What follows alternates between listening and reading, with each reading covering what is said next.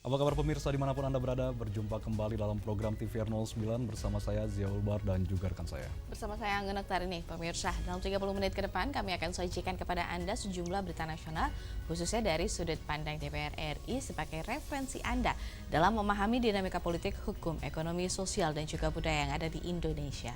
Dan pemirsa, inilah TVR 09 selengkapnya.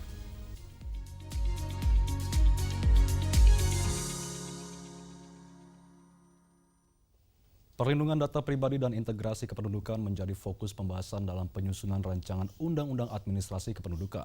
Oleh karena itu, Badan Keahlian DPR RI menggelar konsultasi publik di Universitas Negeri Semarang dengan melibatkan akademisi dan pemerintah daerah guna memperkuat regulasi. Perlindungan data pribadi dan integrasi layanan kependudukan menjadi fokus pembahasan dalam penyusunan rancangan Undang-Undang Administrasi Kependudukan atau RUU Adminduk. Untuk memperkuat substansi regulasi, Badan Keahlian DPR RI menggelar konsultasi publik di Universitas Negeri Semarang dengan melibatkan akademisi dan pemerintah daerah.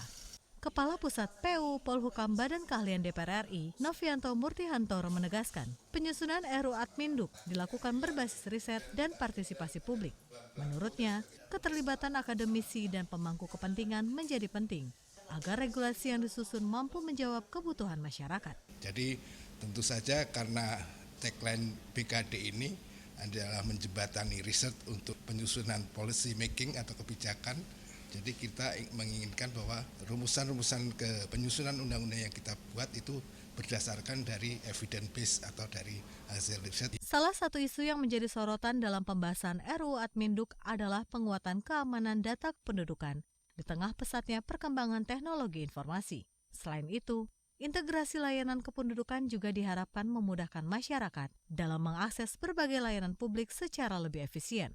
Yang penting itu adalah kita harus paham bersama bahwa administrasi kependudukan ini adalah merupakan hal yang sangat penting dan mungkin juga sangat private, yang mana di situ juga dilindungi selain oleh Undang-Undang Administrasi Kependudukan juga dilindungi oleh Undang-Undang tentang Perlindungan Data Pribadi. Dari Semarang, Jawa Tengah, Miftahul Mufid, TVR Parlemen melaporkan. Isu pengelolaan sampah dan kepedulian lingkungan menjadi fokus dalam kegiatan Parlemen Kampus 2026 yang digelar di Universitas 11 Maret. Dan oleh karena itu pemirsa, melalui simulasi agenda kedewanan, mahasiswa diajak memahami proses legislasi sekaligus didorong menghadirkan gagasan dan juga solusi terhadap persoalan lingkungan. Isu pengelolaan sampah dan kepedulian lingkungan menjadi fokus dalam kegiatan Parlemen Kampus 2026 yang digelar di Universitas 11 Maret. Melalui simulasi agenda kedewanan, mahasiswa diajak memahami proses legislasi, sekaligus didorong menghadirkan gagasan dan solusi terhadap persoalan lingkungan.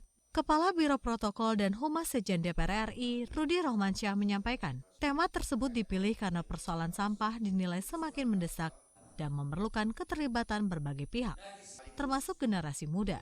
Menurutnya, mahasiswa memiliki peran strategis sebagai agen perubahan dalam membangun kesadaran publik terhadap isu lingkungan. Dan mahasiswa tidak hanya kritis, tetapi juga harus paham aturan. Kalau sekedar kritis, tidak paham aturan, ya juga kurang elok kan. Jadi kritis kemudian memahami aturannya. Nah kemudian bagaimana selama aturan? Ya harus ada aksi nyata. Nah jadi tidak hanya kritis kemudian paham aturan, tapi tidak ada aksi nyata. Itu sama saja tidak ada hasilnya. Nah makanya lahirlah tema generasi muda peduli lingkungan, kemudian kritis, paham aturan, dan juga aksi nyata. Nah harapan kami kemarin disampaikan oleh moderator bahwa hasil dari Parlemen Kampus ini akan menghasilkan sebuah resolusi atau policy brief terkait dengan mungkin usulan Pak ya, usulan bulan sampah. Melalui kegiatan ini, peserta diharapkan mampu menyusun rekomendasi dan policy brief terkait pengelolaan sampah yang dapat menjadi masukan bagi DPR RI dalam perumusan kebijakan. Dari Surakarta, Jawa Tengah, Akbar Prayoga, TVR Parlemen melaporkan. Menjadi penyumbang terbesar penerima negara dari sektor sumber daya alam, anggota Komisi 11 DPR RI Didik Haryadi soroti pentingnya keadilan fiskal bagi Provinsi Kalimantan Timur. Lantas bagaimana informasi selengkapnya? Jangan kemana-mana, tetap bersama kami di TVR 09. Dengan disahkannya Undang-Undang PPRT ini, apalagi Pak poin-poin yang secara nyata ini berubah? Jaminan hukumnya, ada kepastian hukum terkait dengan salary, perlindungan BPJS, kesehatan dan BPJS tenaga kerja, kemudian juga ada masa cuti, masa istirahat dan sebagainya yang diatur semuanya dalam kesepakatan bahwa gaji itu tidak ada batasan minimal maupun maksimal, tergantung kesepakatan. Perlindungan pekerja rumah tangga ini lebih mengarah kepada bagaimana asas kesepakatan tadi. Dengan adanya Undang-Undang PPRT ini, pekerja rumah tangga yang memang sudah bekerja saat ini dengan para pemberi kerjanya harus membuat kontrak tertulis hitam di atas putih, Pak, atau seperti apa? Ada yang boleh langsung, ada yang saya pikir juga tidak perlu membuat, tetapi kesepakatan itu sudah terbangun. Nah, kalau yang direkrutnya berdasarkan kekerabatan bagaimana, Pak? Kalau kekerabatan dalam konteks kita punya keluarga, yang kemudian dia punya rekan, punya tetangga yang mau bekerja di tempat kita, yaitu pekerja rumah tangga. Tapi kalau misalkan dia kerabat, keponakan, atau apa kita tinggal di situ, dia ngebantu di rumahnya, tidak termasuk dong sebagai pekerja rumah tangga. Hanya di TVR Parlemen. Hai, sekarang kamu bisa menyaksikan program-program TVR Parlemen di First Media, channel 18 ya.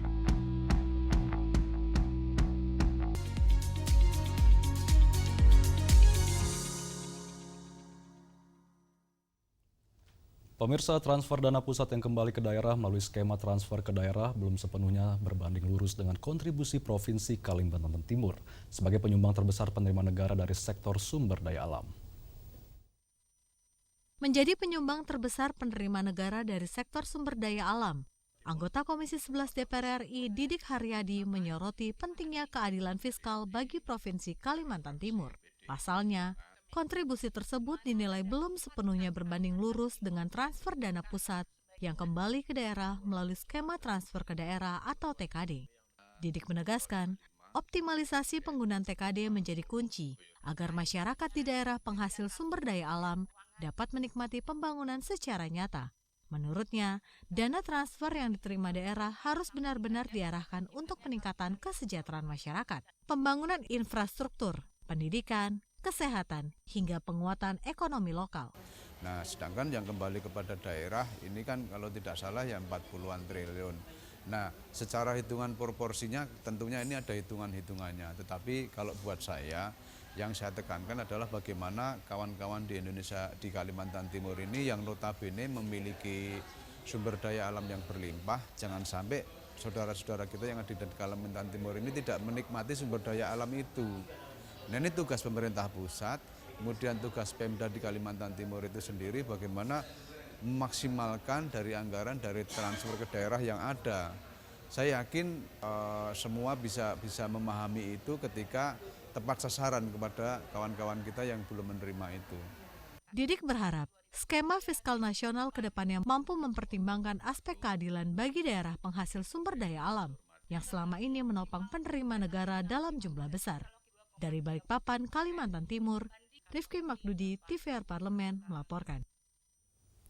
Pemirsa, keterbukaan informasi publik di lingkungan DPR RI terus diperkuat, salah satunya melalui modernisasi sistem pemberitaan dan juga kolaborasi dengan insan pers.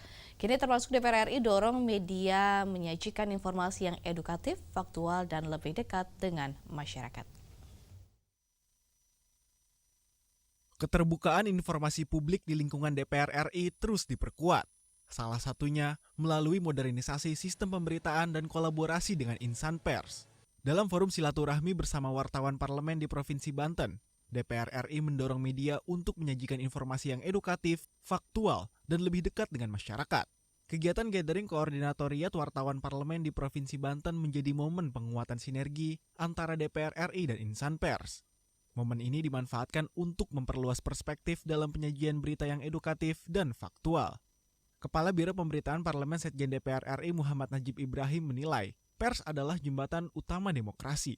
Publik perlu mengetahui bahwa kebijakan yang diputuskan di parlemen memiliki dampak langsung terhadap potensi daerah, seperti yang terlihat pada pembangunan di Provinsi Banten. Sinergi ini diharapkan dapat menghasilkan konten berita yang lebih mendalam.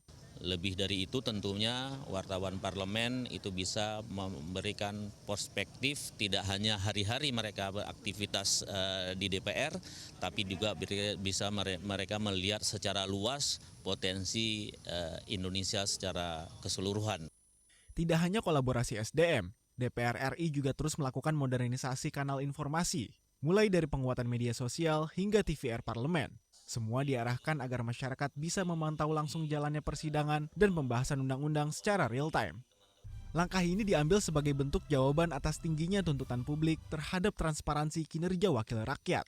Dengan informasi yang profesional dan akurat, DPR bertekad menangkal peredaran hoaks yang dapat merusak iklim demokrasi. Dari Provinsi Banten, Andini Putri, TVR Parlemen melaporkan.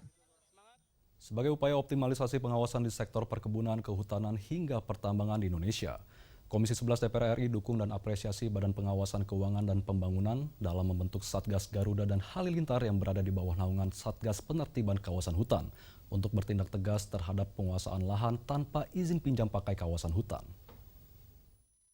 Sebagai upaya optimalisasi pengawasan di sektor perkebunan, kehutanan, hingga pertambangan di Indonesia, Komisi 11 DPR RI mendukung dan mengapresiasi Badan Pengawasan Keuangan dan Pembangunan atau BPKP dalam membentuk Satgas Garuda dan Halilintar yang berada di bawah naungan Satgas Penertiban Kawasan Hutan untuk bertindak tegas terhadap penguasaan lahan tanpa izin pinjam pakai kawasan hutan. Dari awal dibentuk melalui Peraturan Presiden atau Perpres nomor 5 tahun 2025 hingga awal 2026, kedua Satgas telah berhasil menguasai kembali lahan seluas 5,88 juta hektar dari sektor perkebunan dan tambang, serta lebih dari 2,47 juta hektar lahan sawit yang telah diserahkan kembali ke negara. Anggota Komisi 11 DPR RI Mulyadi mendorong pengawasan terhadap kawasan hutan, perkebunan, dan tambang terus diperkuat.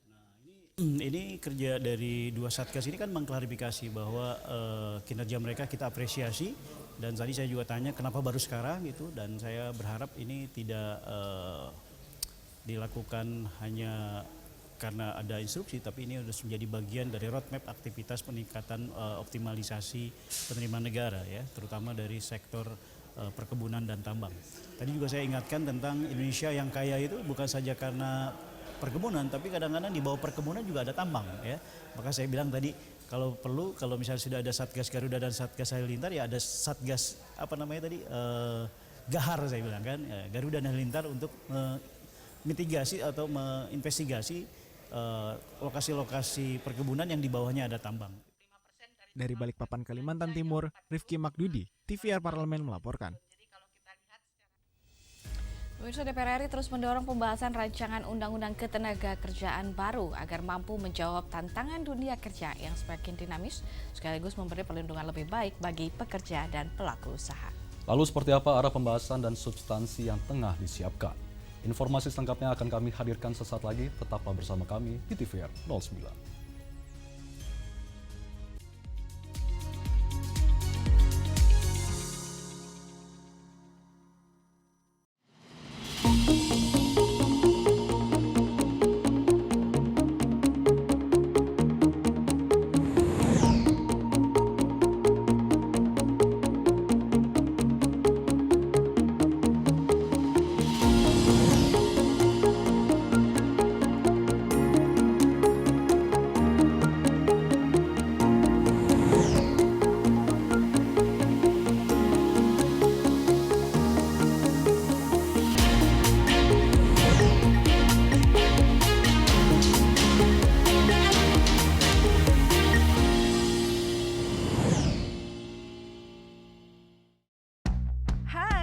Sekarang, kamu bisa menyaksikan program-program TVR Parlemen di First Media, channel 18 ya.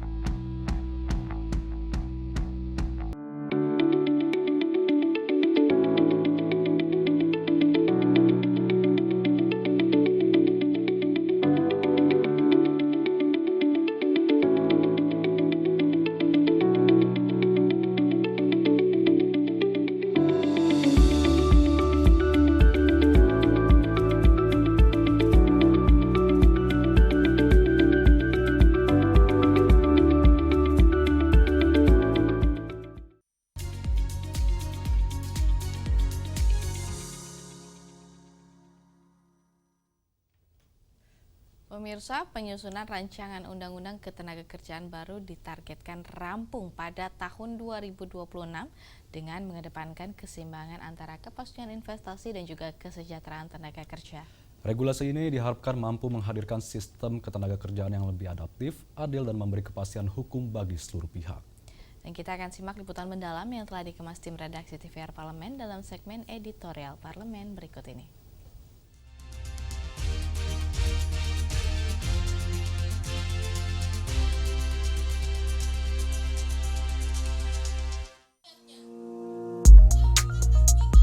Tuntutan upah layak, jaminan sosial, hingga penolakan terhadap praktek outsourcing serta pemutusan hubungan kerja secara sepihak merupakan beberapa poin yang disuarakan masyarakat buruh pada aksi 1 Mei 2026 lalu. Pimpinan DPR RI menerima langsung aspirasi itu melalui forum audiensi. Sejatinya, tuntutan masyarakat buruh sejalan dengan keinginan pemerintah dan DPR. Menyusul keputusan Mahkamah Konstitusi yang memandatkan penyusunan Undang-Undang Ketenagakerjaan baru dengan target rampung tahun 2026.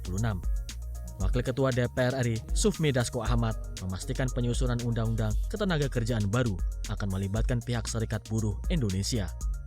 Keterlibatan aktif buruh sejak awal pembahasan RUU menjadi kunci untuk melahirkan aturan yang dapat diterima semua pihak, sehingga meminimalisir gugatan uji materi terhadap undang-undang di MK. Aturan ketenagakerjaan lama yang diubah melalui Undang-Undang Cipta Kerja dinilai mengurangi beberapa hak pekerja, seperti mengurangi pesangon, mempermudah pemutusan hubungan kerja atau PHK, dan lebih memihak korporasi. Karena amanat dari putusan MK adalah kita harus membuat Undang-Undang Ketenagakerjaan yang baru. Nah, ini kita serahkan yang masak teman-teman buruh. Nah, jadi kita tunggu, tapi pada prinsipnya pemerintah juga sudah minta bahwa sampai dengan akhir tahun ini itu undang-undang tenaga kerja harus selesai. Nah, itu tadi supaya kemudian undang-undang itu tidak mubazir, tidak digugat lagi ke MK. Ya monggo, ini teman-teman buruh yang masak, nanti kita bahas sama-sama dengan pemerintah dan DPR di sini. Timnya itu full, akan banyak memang teman-teman dari teman-teman pekerja yang kemudian aktif di situ. Nah, yang kemudian tadi yang kedua ketiga masalah upah buruh sistem outsourcing, juga pemerintah telah bersama-sama dengan kawan-kawan serikat pekerja telah meluncurkan Satgas mitigasi PHK dan kesejahteraan buruh mengenai masalah upah, mengenai masalah sistem outsourcing, kemudian masalah mengenai kalau ada yang mau PHK dan lain-lain itu bisa dibawa ke situ. Ada beberapa poin penting yang didesak untuk diatur dalam Undang-Undang Ketenagakerjaan baru.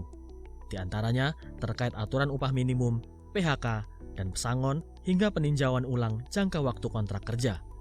Pengaturan mengenai upah minimum tenaga kerja menjadi sorotan Komisi 9 DPR RI dalam penyusunan Undang-Undang Ketenagakerjaan baru. Alasannya karena masih banyak terjadi ketimpangan upah pekerja antar wilayah. Misalnya saja di Jawa Barat yang memiliki 3 kabupaten namun memiliki upah minimum yang berbeda. Kabupaten Bekasi dan Karawang yang memiliki upah di atas 5,8 juta rupiah. Di sisi lain, Kabupaten Garut, Banjar, dan Majalengka memiliki upah minimum hanya kisaran 2,4 juta rupiah. Anggota Komisi 9 DPR RI, Neti Prasetyani menilai perlu adanya regulasi penyeimbang yang dapat mengurangi kesenjangan antar daerah. Kalau kita bicara tentang bagaimana menyeimbangkan, berarti dua kepentingan ini harus bisa terakomodasi.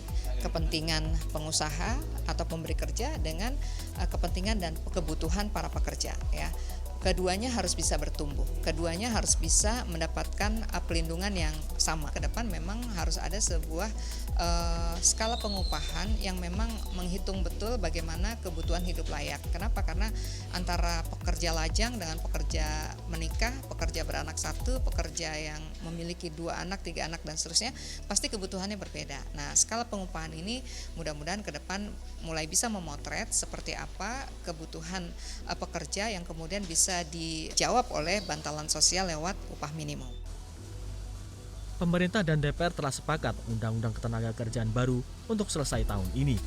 DPR membuka pintu lebar bagi semua pihak untuk memberikan masukan terhadap Undang-Undang Ketenagakerjaan. pembahasan rancangan undang-undang ketenagakerjaan yang berlangsung di DPR harus menjadi momentum untuk memperbaiki berbagai ketimpangan lama dalam dunia kerja, mulai dari kepastian status bagi pekerja kontrak, serta perlindungan bagi pekerja informal dan pekerja platform digital, seperti pengemudi daring dan freelancer. Melalui Undang-Undang Ketenagakerjaan baru, dunia usaha semestinya tidak lagi melihat pekerja atau buruh hanya sebagai faktor produksi, tetapi mereka perlu dilihat sebagai aset atau mitra strategis untuk mendongkrak pertumbuhan perusahaan. Festival Lembah Baliem menjadi salah satu perayaan budaya paling ikonik di Papua Pegunungan. Menariknya pemirsa, festival ini menampilkan reka ulang perang suku, tarian tradisional, serta beragam ritual adat yang penuh makna. Melalui festival ini, masyarakat Dani, Lani, dan Yali menunjukkan kekayaan budaya yang telah diwariskan secara turun-temurun. Dan informasinya akan kami hadirkan sesaat lagi, tetaplah bersama kami di TVR 09.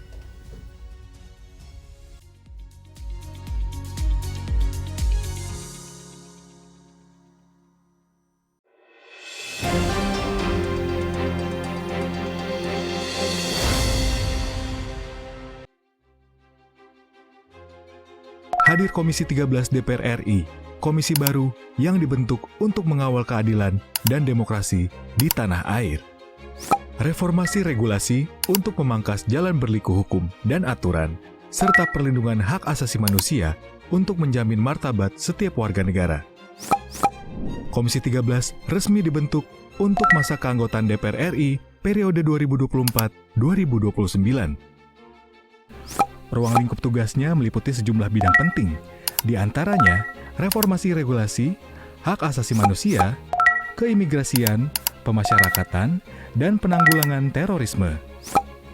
Komisi 13 dipimpin oleh wakil rakyat yang berasal dari fraksi Nasdem, serta 4 wakil ketua yang masing-masing berasal dari fraksi PDI Perjuangan, Golkar, Gerindra, dan Demokrat.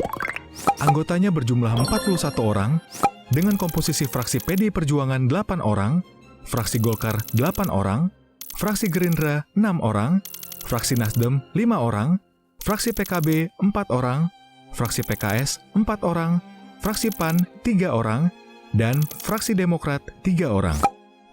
Mitra kerja Komisi 13 pun strategis, meliputi Kementerian Hukum, Kementerian HAM, dan Kementerian Sekretariat Negara, juga Kementerian Imigrasi dan Pemasyarakatan, serta lembaga independen seperti Komnas HAM, LPSK, dan BNPT. Untuk pembinaan ideologi dan pengawalan konstitusi, Komisi 13 bekerja sama dengan BPIP, Sekretariat Jenderal DPD RI, Sekretariat Jenderal MPR RI, dan Kantor Staf Presiden. Komisi 13 DPR RI berkomitmen mengawal reformasi hukum serta menegakkan hak asasi manusia untuk Indonesia yang lebih demokratis dan berkeadilan.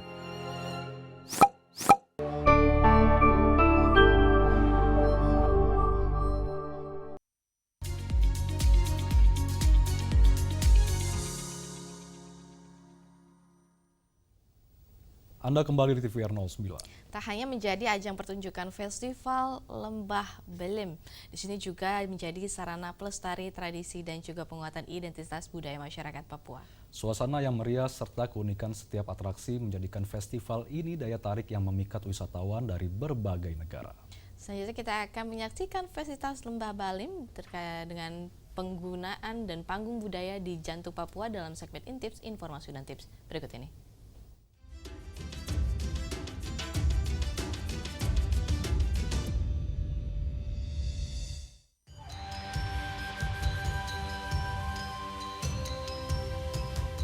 Jauh di timur Indonesia, terdapat sebuah dunia yang masih menjaga keasliannya.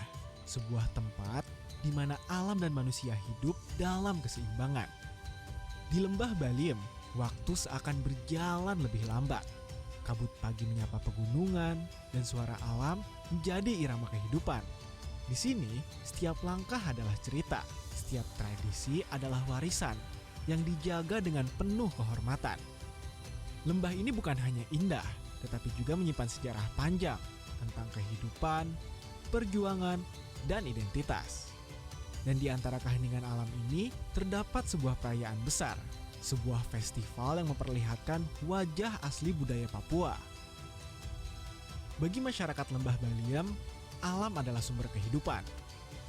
Mereka hidup dengan cara yang sederhana, namun penuh makna. Kebersamaan menjadi dasar kehidupan. Setiap hari diisi dengan kerja, gotong royong, dan rasa saling memiliki. Di wajah-wajah ini tersimpan cerita masa lalu, cerita tentang perang, kehormatan, dan perjuangan hidup. Dari generasi ke generasi, nilai-nilai itu terus diturunkan, menjadi bagian dari identitas masyarakat. Di masa lalu, perang antar suku adalah hal yang tak terpisahkan.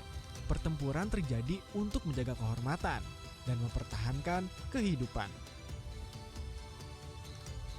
Setiap suku memiliki strategi. Setiap pejuang memiliki keberanian. Perang bukan sekadar konflik, melainkan bagian dari sistem sosial dan kehormatan. Namun waktu berubah, dan manusia belajar dari masa lalu. Apa yang dulu menjadi pertentangan, kini diubah menjadi perayaan. Menjelang Festival Lembah Baliem, persiapan dilakukan dengan hikmat. Setiap peserta memasuki peran mereka. Tubuh menjadi kanvas, dihiasi dengan simbol-simbol keberanian. Generasi muda menyaksikan dan belajar agar tradisi ini tidak pernah hilang. Dan inilah momen yang paling dinantikan, simulasi perang yang menjadi ikon festival ini. Ratusan orang bergerak dalam satu irama, teriakan mereka menggema di seluruh lembah. Setiap adegan menghidupkan kembali sejarah. Setiap gerakan menceritakan masa lalu. Namun di balik semua ini, tidak ada kebencian. Yang ada hanyalah penghormatan terhadap tradisi.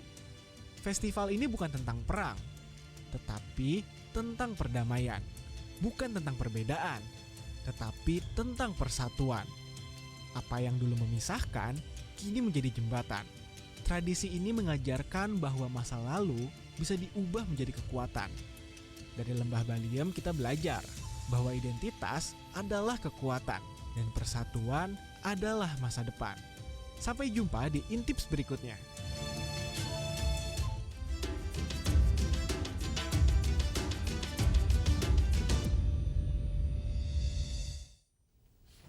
Pemirsa, di penghujung acara kami hadirkan agenda DPR pada hari Rabu 13 Mei 2026. Pada pukul 9 waktu Indonesia Barat terdapat rapat koordinasi tim pengawas penyelenggaraan ibadah haji tahun 2026 guna membahas persiapan kunjungan tim pengawas haji DPR RI tahun 2026. Sedangkan nanti di pukul 1 siang Badan Legislasi DPR RI mengadakan rapat panja penyusunan rancangan undang-undang tentang Satu Data Indonesia.